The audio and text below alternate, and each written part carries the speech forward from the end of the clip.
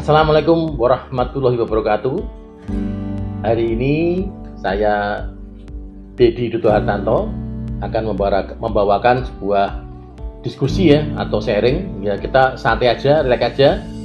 Hari ini saya lakukan rekaman di tempat tinggal saya karena ini masih pandemi ya, jadi kita belum bisa tatap muka, tapi nggak masalah, tetap semangat, selalu sehat semuanya ya. Oke. Sebelumnya saya ada rekan kami yang akan juga sama seperti ini, Pak Obed Bima Wicandra, yang akan membawakan tentang bagaimana teknik dekorasi ya di Taman Bacaan Masyarakat ya, bagaimana kita membuat sebuah komposisi tematik ya yang terikat dengan materi saya. Nah, kalau saya bicara tentang branding. Nah, branding ini sebetulnya jangan dibuat susah ya Bapak Ibu sekalian ya. Branding ini apa ya? Kalau kita dengan istilah ini mungkin tidak sama dengan logo. Jadi branding ini sesuatu yang punya citra, punya image. Misalnya hari ini, nah ini saya bawa kaos saya, jreng. Nah ada tulisannya kreatif konten, kreatif kreator, ya, konten kreator seperti itu ya. Nah sebetulnya ini bukan satu personal branding. Memang saya di sini sebagai seorang juri juga pembicara. Bagaimana kita memberikan sesuatu yang beda ya, kreatif ya, itu sesuatu yang beda, konten apapun yang kita lihat. Contohnya seperti ini ya, hari ini saya akan membuat sebuah ruangan ya, presentasi ini dengan banyak peralatan yang dicoba untuk hari ini saya direkam itu ada banyak warna-warnanya, padahal ini hanya ruang tamu ya, ruang kerja saya dan seperti ini. Nah di sini akan tercipta satu image yang berbeda dengan hanya lampu-lampu warna-warni seperti ini. Nah, ini saya akan memberikan satu konten. Sama dengan branding. Branding ini sebetulnya sangat susah kalau kita bicara. Nggak di branding warungnya, nggak di branding makanan-makanan kecilnya atau UKM-nya. Tapi sebetulnya apa sih branding itu? Simpel aja loh itu. Branding itu adalah sebuah persepsi itu ya. Persepsi itu seperti ini ya. Kalau misalnya kita lihat orang lewat, wih, gemuk ya. Nah, karena apa? Dia pakai baju garis-garis seperti ini ya. Nah, gemuknya tambah lebar. Kecuali kalau garisnya gini-gini ya. Nah, agak sedikit kurusan seperti itu. Nah, itu image yang muncul. Satu lagi, wih, kok kurus ya. Nah, orang lewat. Nah, itu juga pengaruh dari pemilihan warna, pemilihan motif baju yang dipakai seperti itu. Nah, di sini bersama dengan tema hari ini, gimana kita bicara branding tentang TBM, Taman Bacaan Masyarakat. Yang paling gampang begini ya Bapak Ibu sekalian, ya adik-adik, TBM itu sudah lumayan kalau saya perhatikan. Ya, kalau saya sudah di beberapa tempat, cuma keberadaan branding ini yang belum diolah. Nah, bagaimana cara mengolah branding ini? Branding itu bukan logo. Ya, jadi kalau kita sudah branding itu sudah bikin logo, sudah ada branding belum. Bahkan brand sama branding beda. Brand itu sesuatu yang integrated ya. Kalau ing itu kegiatannya apa?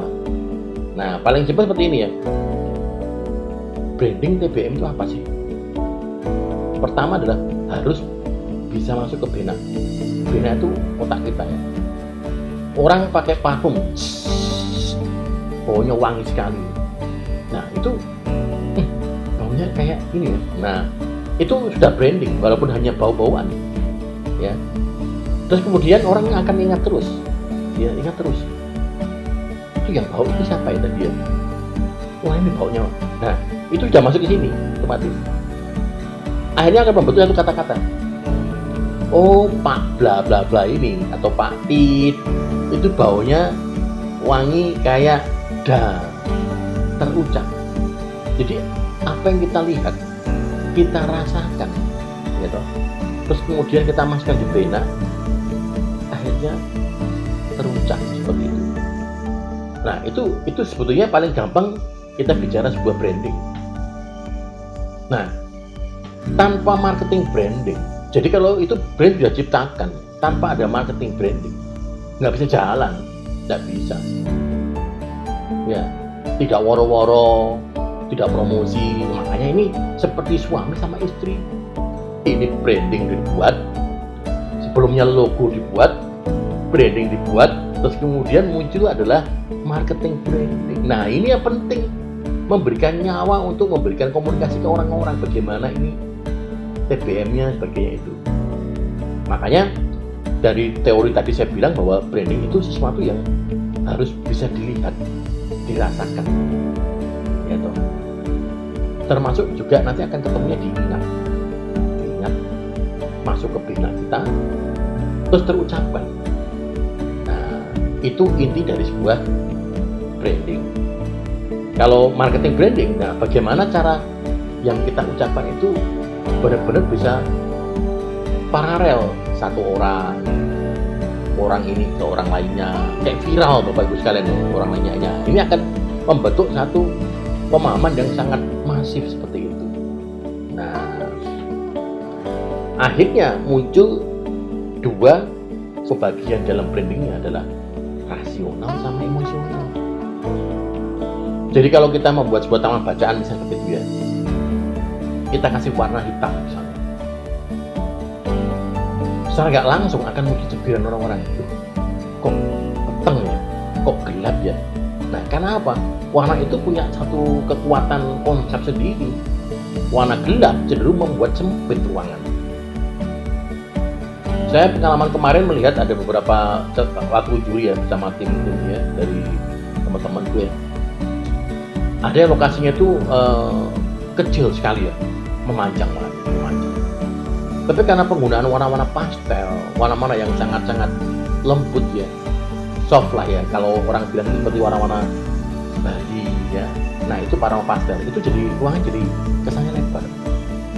Coba ruang seperti itu dikasih warna gelap, biru tua, apalagi coklat, kemudian warna-warna abu-abu, walaupun ada warna lainnya, nah itu menyempit. Nah, kalau ruangannya luas sekali, dibalik ya, harus kasih warna gelap supaya nggak terlalu luas sekali. Nah, itu hanya jadi pengaruh warna sendiri. Nah, itu adalah segi-segi emosional dibangun. Jadi ada dua, branding ini emosional sama rasional. Nah, rasional jelas karena semua diukur dari akal. Ini ada gambar buku, oh ini jelas ini taman bacaan ini. Orang masuk, pasti harus daftar dulu. Nah, ini ada. Tapi itu pasti sudah umum ya, karena rasional. Hampir semua sama, TBM semua sama. Tapi emosional ini, bagaimana kita membangun sebuah estetika, membangun sebuah citra, membangun sebuah image supaya image-nya itu masuk ke benak orang, diingat terus. Simpel aja. Saya bikin TBM berbentuk arsitektural Papua misalnya. Aneh. Oh, kayak rumah di Papua. Duh, kok bisa begitu Pak? Nah, karena konsepnya ini ada konsep tentang Papua. Misalnya seperti itu. Nah, itu pasti orang ke sana akan datang. Dari apa? Bentuknya. Difoto, dimasukkan di sosial media, entah WA group, Instagram, Facebook dan sebagainya. Nah, orang-orang yang tidak pernah ke sana itu tiba-tiba bermimpi, berimajinasi, semua ini pasti taman bacanya keren, nuansanya Papua. Nah, itu sudah ada segi emosional dibangun. Karena apa? Visual. Jadi emosional itu adalah diraba, dipegang, ya, dilihat, ya. Terus ini parfumnya perpustakaannya enak ya, membuat semangat ya. Pengagum aja itu jadi sesuatu ya. Terus belum musik yang dialunkan, oh malah ngantuk. Nah, musik itu juga menjadikan satu branding juga. Nah, dia bisa merasakan. Nah, itu semuanya emosional. Rasional tertata jelas. Buku ini ketemu, buku ini nah itu sudah masuk di akal gampang. Nah, itu dua diperhatikan seperti ini ya. Akhirnya, bagaimana Pak caranya ini Pak membangun TBM ya supaya bisa menarik sebagainya. Nah, inilah yang saya bilang brand itu adalah sebuah nyawa yang dibangun.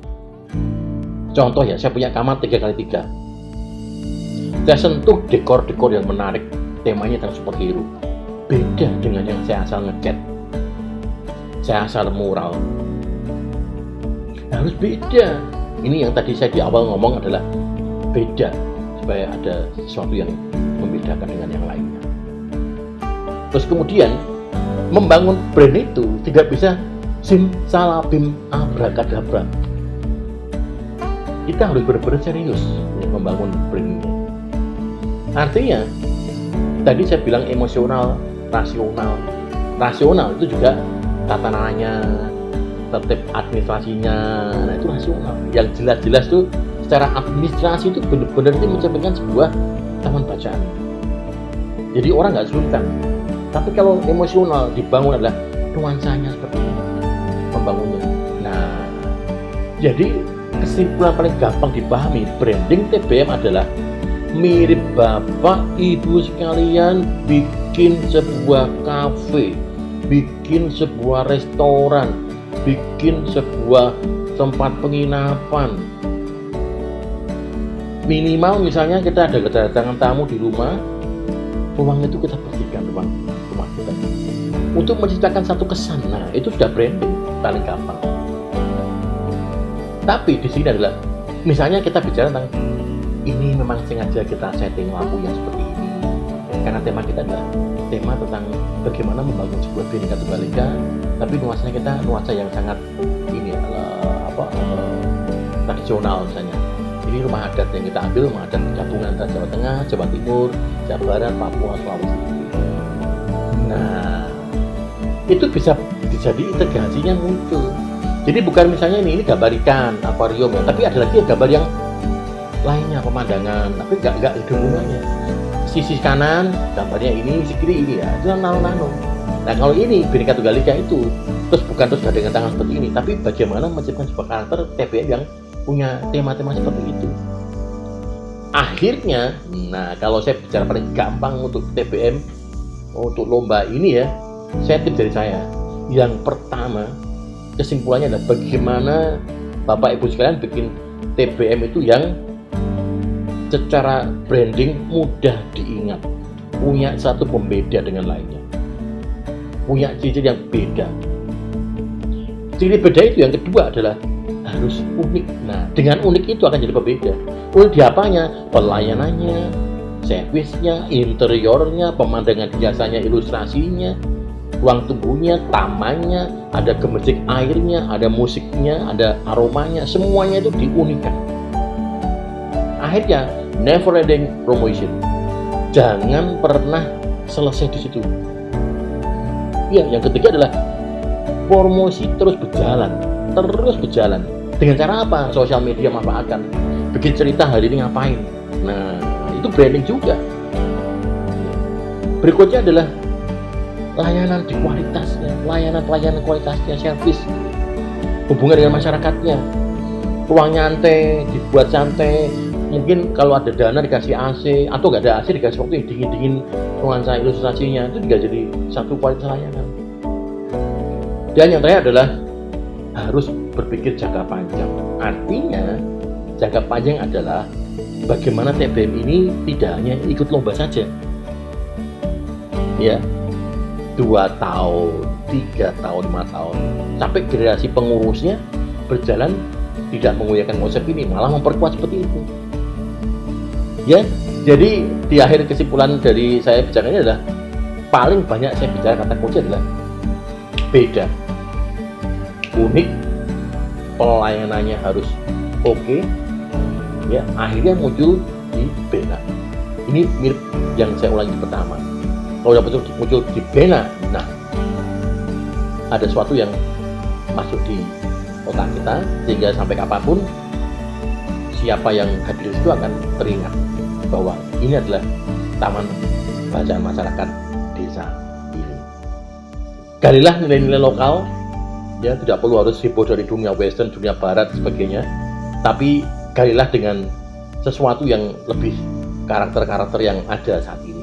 kita kaya sebuah cerita, kita kaya sebuah nuansa kedaerahan yang kuat, ya, budaya yang kuat seperti itu.